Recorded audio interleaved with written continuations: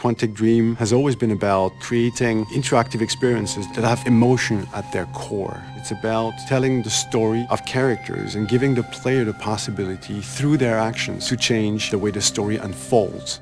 When I write my script, I have an idea of how I want the story to be played. So we try to render David's idea into a game and see with him if it matches what he had in mind. In case it doesn't, we go back to the writing stage and keep working until the result perfectly matches David's vision. What we try to do in Beyond is really an intuitive and immersive experience. So we created a very discrete user interface with only white dots on screen and very simple controls. Jody, where are you? We wanted to revisit the action system and go for something that would be more invisible and more intuitive to the player. We didn't want the interface to be a barrier. We wanted the player to focus on what he's doing on screen and not on how to do it.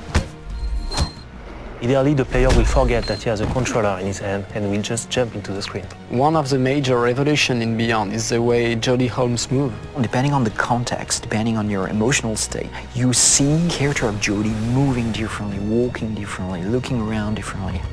And most importantly, to give the player the feeling he's really in control of the character, he can do almost anything he wants to do. You can talk to other people, interact with objects, and also run, jump, shoot, drive a motorcycle, or even ride a horse.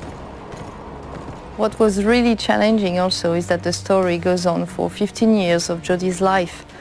When Jody's a kid, for instance, you can do different things than when she's a teenager or an adult. Giving this much animation to a character, it's really new. It has never been done to that extent, and it really makes the character come alive like never before.